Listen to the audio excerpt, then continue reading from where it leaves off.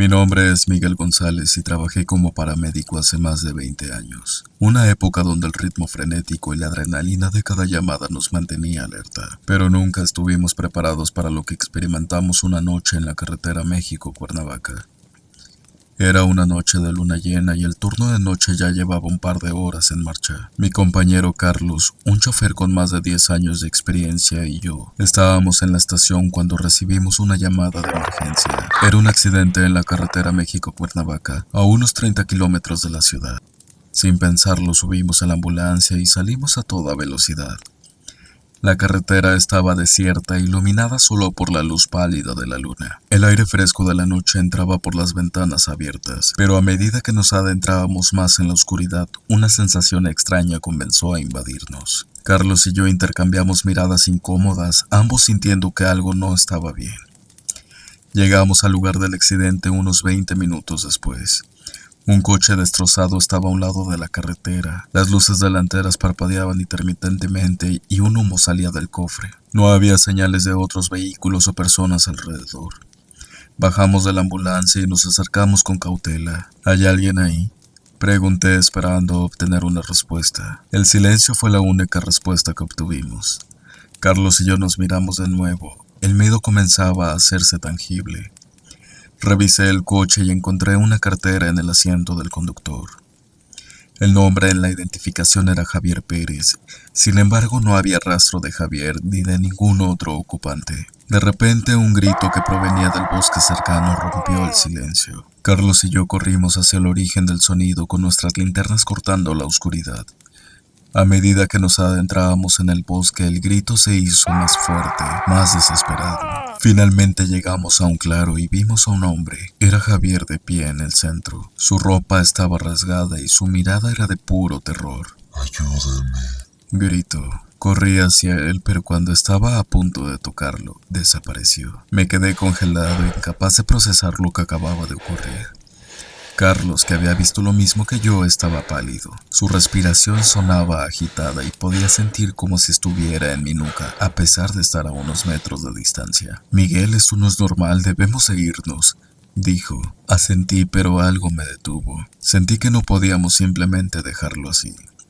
Volvimos al coche para buscar alguna pista más y cuando estábamos a punto de irnos, el motor de la ambulancia se apagó de repente. Carlos intentó arrancarlo varias veces, pero no hubo respuesta. De repente las luces de la ambulancia comenzaron a parpadear y una figura apareció frente a nosotros. Era Javier.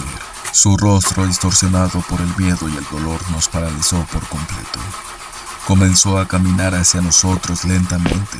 Sus movimientos eran erráticos, como si estuviera en una especie de trance.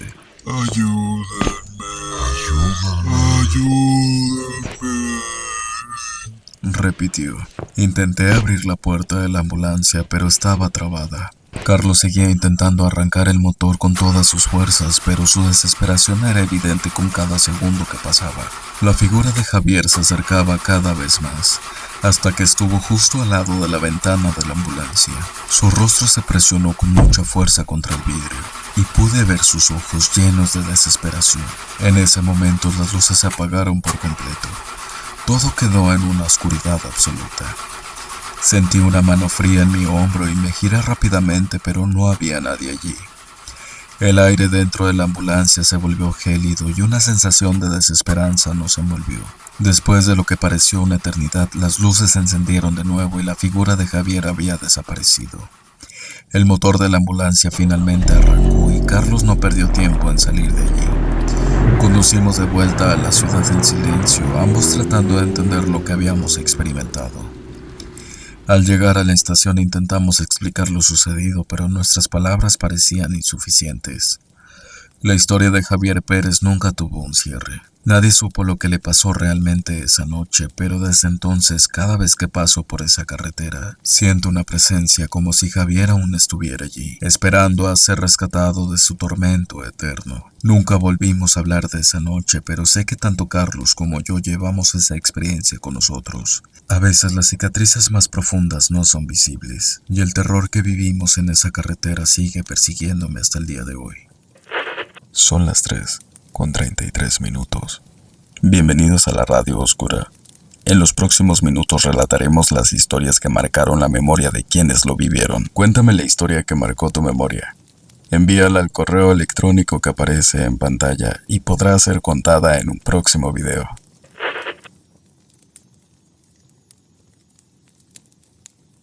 Era una noche oscura y lluviosa en la autopista México-Puebla.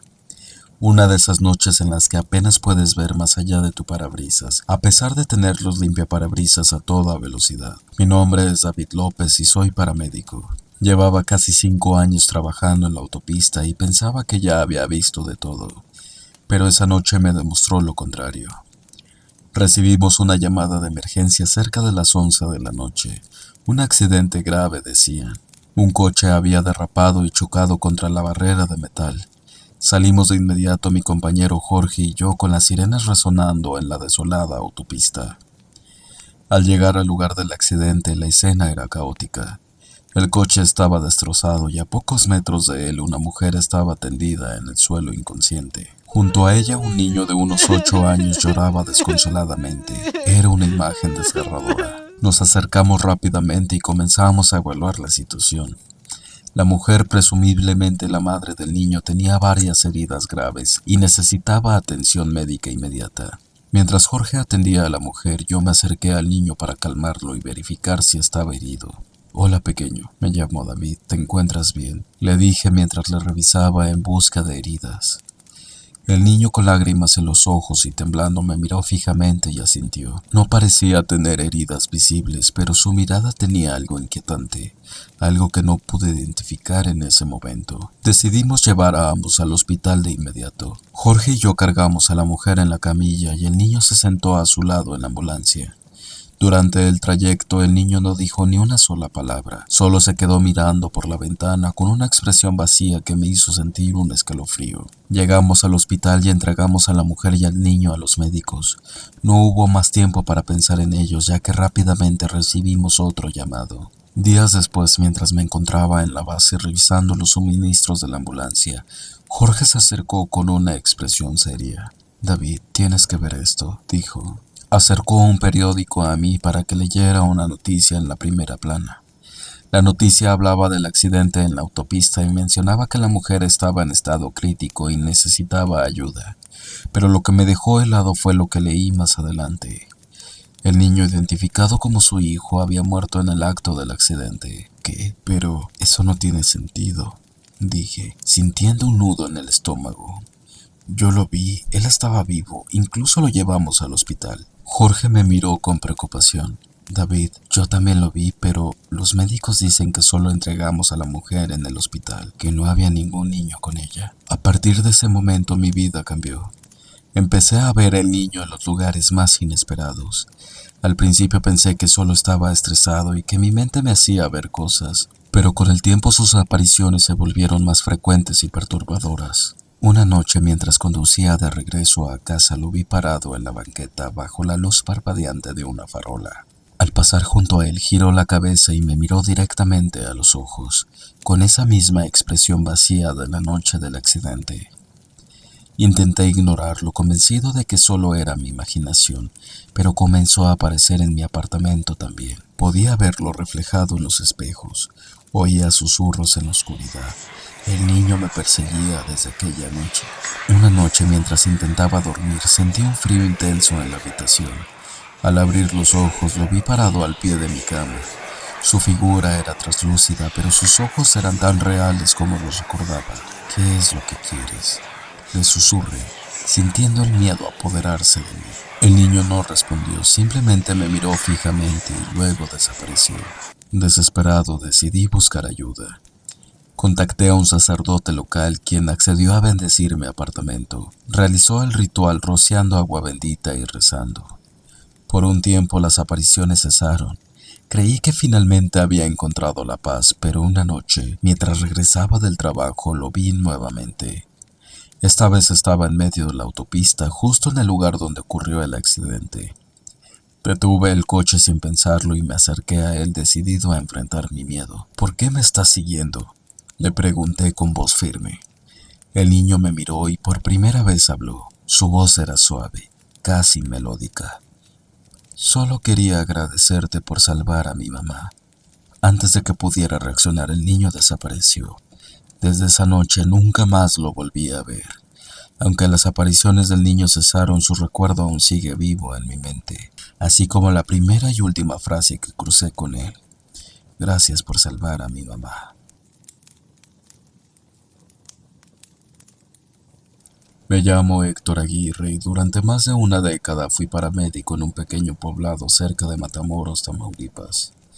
He visto cosas que la mayoría de las personas solo imaginan en sus peores pesadillas, pero ninguna experiencia me marcó tanto como la que viví una noche de otoño hace un par de años. Lo que voy a contarles ocurrió durante mi turno nocturno cuando el aire empezaba a enfriarse. Aquella noche comenzó como cualquier otra. Estaba en la estación revisando los suministros de la ambulancia cuando recibimos una llamada de emergencia. Una mujer había sido atropellada a las afueras del pueblo en una carretera poco transitada. Subí rápidamente a la ambulancia junto a mi compañero Miguel y nos dirigimos al lugar indicado. La carretera estaba casi desierta, iluminada solo por la luna llena que se asomaba entre las nubes. Cuando llegamos al sitio, lo primero que notamos fue un coche con el capó abollado. Los faros estaban encendidos y iluminaba una figura en el suelo. Era la mujer, tirada en una postura antinatural, con la piel pálida como la cera. Miguel y yo nos apresuramos a atenderla, pero algo en el ambiente del lugar me hizo sentir incómodo desde el primer momento. Mientras me acercaba a la mujer, noté que no había nadie más alrededor, ni siquiera el conductor del coche que la había atropellado. ¿Dónde está el conductor?, le pregunté a Miguel, pero él también parecía desconcertado ya que no había rastro de nadie más. Nos arrodillamos junto a la víctima y comenzamos a revisarla. Su pulso era débil y apenas respiraba. Le coloqué un collarín y comenzamos a preparar la camilla. De repente escuchamos un susurro. Giré la cabeza buscando la fuente del sonido, pero no vi a nadie. ¿Oíste eso?, le pregunté a Miguel y él asintió. Estaba visiblemente nervioso, pero seguimos trabajando. Entonces el susurro se convirtió en un lamento, un llanto suave y angustiante que parecía venir de todas partes y de ningún lugar a la vez. «Héctor, tenemos que movernos rápido», dijo Miguel. Sus manos temblaban mientras intentaba asegurar a la mujer en la camilla. Fue entonces cuando ella abrió los ojos. No era un abrir de ojos normal. Sus pupilas estaban dilatadas, casi como si sus ojos fueran completamente negros. Ella nos miró fijamente y un escalofrío recorrió nuestras espaldas. Intenté calmarme, diciéndome a mí mismo que eran los efectos del trauma, pero había algo en su mirada que me inquietaba profundamente. Miguel y yo la levantamos y la llevamos a la ambulancia. El lamento seguía resonando en el aire. Cerré las puertas traseras y subí al asiento del conductor mientras Miguel intentaba estabilizar a la paciente en la parte trasera. Comenzamos a conducir hacia el hospital más cercano, pero el lamento no cesaba. Era como si alguien nos estuviera persiguiendo, susurrando y llorando al mismo tiempo. Miré por el retrovisor y vi algo que me hizo pisar el freno de golpe. Una figura oscura, delgada y alargada estaba parada en medio de la carretera. Él nos seguía con una velocidad que era asombrosa, aunque sus pies parecían que no daban ni un solo paso. «¿Qué pasa? ¿Qué está sucediendo?», gritó Miguel desde la parte trasera de la ambulancia. Yo no podía responder, no sabía cómo. La figura comenzó a moverse lentamente hacia nosotros. Sus ojos brillaban con una luz antinatural. Sin pensarlo, aceleré nuevamente, tratando de alejarnos lo más rápido posible. El motor de la ambulancia rugía por la carretera y el lamento se hizo más fuerte, casi ensordecedor. Era más fuerte incluso que el ruido de nuestras propias sirenas. Podía ver a Miguel luchando por mantener la calma mientras la mujer en la camilla comenzaba a convulsionar. Intenté mantener la concentración en la carretera, pero los gritos y los susurros me rodeaban. Finalmente llegamos al hospital. Nos apresuramos a sacar a la mujer y a entregarla al personal médico, pero en cuanto lo hicimos el lamento cesó abruptamente. La figura oscura había desaparecido y el aire se sentía extraño, como si una tensión invisible se hubiera roto. La mujer sobrevivió, pero nunca pudimos explicar lo que ocurrió esa noche. Miguel y yo hablamos de ello en varias ocasiones, pero siempre terminábamos con más preguntas que respuestas. Lo único que sé con certeza es que desde ese entonces, cada vez que conduzco por esa carretera, siento una presencia observándome desde las sombras, recordándome aquella noche en la oscuridad. Y así, cada vez que alguien me pregunta por la experiencia más aterradora que viví como paramédico, les cuento esta historia esperando que nunca tengan que enfrentarse con algo similar. Esa noche el aire estaba pesado con una humedad sofocante que parecía impregnar cada centímetro de mi piel. Mi nombre es Andrés Sánchez y trabajo como paramédico en la Ciudad de México. Mi compañero Valentín y yo estábamos a mitad de nuestro turno nocturno, esperando el próximo llamado en nuestra ambulancia estacionada junto a una estación de servicio. Aproximadamente a la 1 de la mañana la radio emitió un zumbido antes de que la voz del despachador llenara la cabina. Había un accidente en la autopista, a unos 15 kilómetros de nuestra ubicación. Subimos a prisa a la ambulancia y encendimos las sirenas. La autopista a esas horas estaba relativamente vacía. Conforme nos acercábamos al lugar del accidente, noté que el ambiente se volvía más extraño. Había una niebla densa y espesa que se levantaba de la carretera, algo inusual para esa época del año. Valentín bromeó sobre las historias de fantasmas que había oído de otros paramédicos, pero ambos sabíamos que eran solo historias para pasar el tiempo. Aceleramos a través de la neblina, pero de repente algo apareció en la carretera. Una figura femenina vestida con una bata blanca estaba de pie en medio del camino. No había tiempo para detenerse, así que instintivamente Valentín giró el volante bruscamente para evitar golpearla. La ambulancia se deslizó y perdimos el control. Sentí como las ruedas traseras patinaban y antes de que pudiera reaccionar la ambulancia volcó. El impacto fue brutal. A mi lado Valentín yacía inconsciente, con sangre goteando de una herida en la frente. Sentí la adrenalina bombear a través de mis venas mientras luchaba por desabrochar mi cinturón de seguridad. Logré salir de la ambulancia tambaleándome sobre mis pies. La neblina parecía envolvernos densa y opresiva. Grité pidiendo ayuda, pero solo el silencio respondió. Entonces vi de nuevo la figura de aquella mujer. Esta vez estaba más cerca. Sus ojos eran oscuros y vacíos mientras me miraba fijamente. Su boca parecía moverse susurrando palabras que no podía escuchar. El miedo se apoderó de mí. Sabía que debía ayudar a Valentín, pero algo en esa figura me mantenía paralizado. Finalmente rompí lo que parecía un hechizo y volví corriendo hacia la ambulancia. Traté de despertar a Valentín, pero él seguía inconsciente. Tomé el equipo de primeros auxilios y le apliqué una compresa en la herida para detener la hemorragia. Mientras lo hacía, sentí una presencia detrás de mí. Giré lentamente la cabeza y allí estaba ella, a solo unos pasos de distancia. La mujer levantó una mano señalando algo detrás de mí. Me volví siguiendo su dedo y vi a lo lejos luces de otra ambulancia que se acercaba. Sentí un alivio momentáneo, pero cuando volví a mirar, la mujer había desaparecido. Los paramédicos de la otra ambulancia llegaron rápidamente y nos ayudaron. Valentín fue llevado a un hospital cercano y yo insistí en quedarme para hablar con la policía. Cuando llegaron les conté todo sobre la mujer en la carretera, pero ellos no encontraron rastro de nadie. La neblina se había disipado y la noche parecía haber vuelto a la normalidad. Durante los días siguientes no pude sacarme de la cabeza la imagen de aquella mujer. Valentín se recuperó poco a poco, pero no recordaba nada del accidente ni de la figura en la carretera. Empecé a investigar y descubrí que había habido numerosos reportes de una aparición similar en esa autopista. Las leyendas decían que el espíritu de una mujer había muerto en un accidente hace muchos años.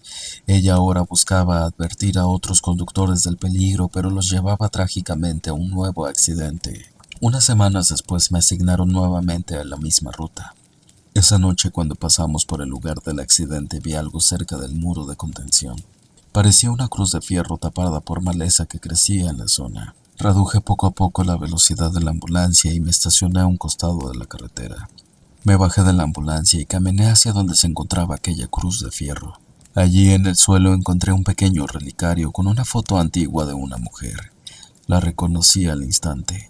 Era la misma figura que había visto aquella noche. Desde ese entonces, cada vez que paso por esa autopista llevo el relicario conmigo. No sé si realmente ayuda, pero me gusta pensar que le doy un poco de paz a su espíritu. Ahora, cuando la neblina aparece en la carretera, ya no siento miedo, sino una extraña sensación de compañía. El turno nocturno había comenzado como cualquier otro, con mi compañero Juan y yo revisando el equipo de la ambulancia antes de salir a cubrir las calles de la ciudad. Era una noche particularmente tranquila hasta que recibimos un llamado de emergencia. Una anciana aparentemente alucinando había colapsado en el piso de su edificio. Sin más detalles pusimos la sirena y aceleramos hacia la dirección indicada. Llegamos al lugar en cuestión en minutos. El edificio era uno de esos complejos viejos con un ambiente que parecía sacado de otra época. Subimos rápidamente al tercer piso siguiendo las indicaciones de la llamada. Ahí estaba ella, tendida en el suelo del pasillo frente a una puerta cerrada de lo que asumimos era su departamento. Sus ojos, aunque abiertos, parecían no ver nada en absoluto. Tenía el cabello canoso y desordenado y sus manos temblaban ligeramente. Intenté calmarla mientras Juan preparaba la camilla. Tranquila, señora, vamos a ayudarla. Le dije con voz suave, aunque ella parecía no escucharme. La levantamos con cuidado y la acomodamos en la camilla. Durante todo el proceso sus murmullos no cesaron. Parecía estar hablando con alguien, pero no había nadie más allí. Mientras caminábamos de vuelta por el pasillo, una sensación extraña comenzó a invadirme. Era como si algo en el aire estuviera mal, una especie de presión invisible que me hacía sentir incómodo. Finalmente la acomodamos en la ambulancia y nos dirigimos al hospital. Durante el trayecto intenté hablar con ella para mantenerla consciente, pero sus respuestas eran incoherentes. Miraba fijamente el techo de la ambulancia, susurrando nombres y frases que no tenían sentido. Juan, ¿has notado algo raro con esta paciente? Le pregunté a mi compañero. No lo sé, Daniel.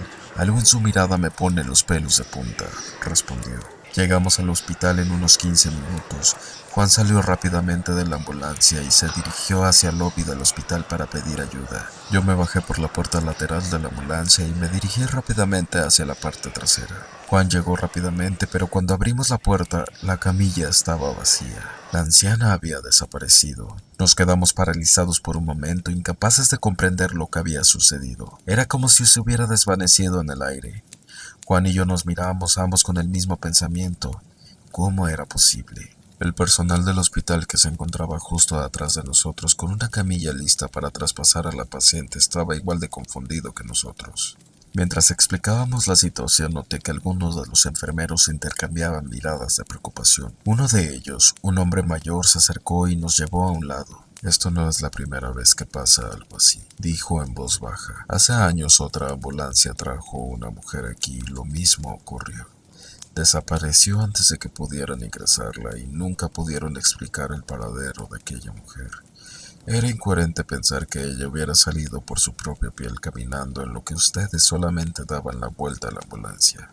La noche había vuelto a ser silenciosa y la sensación de inquietud se había intensificado. Mi compañero y yo decidimos volver al edificio donde habíamos encontrado a la anciana.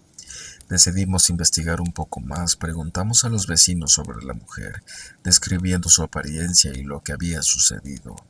Una anciana del segundo piso nos escuchó y asintió con la cabeza lentamente. Esa debe de ser la señora Emilia, pero ella murió hace casi 10 años. Murió en el mismo departamento donde ustedes la encontraron. Un día simplemente se desvaneció y no pudo ponerse de pie.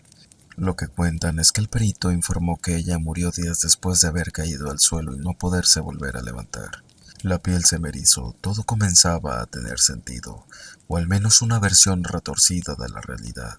Agradecimos a la vecina y regresamos a la ambulancia en silencio. No había nada más que hacer, teníamos la respuesta. Esa noche, cuando finalmente regresamos a la estación, ambos sabíamos que nuestra percepción del mundo había cambiado.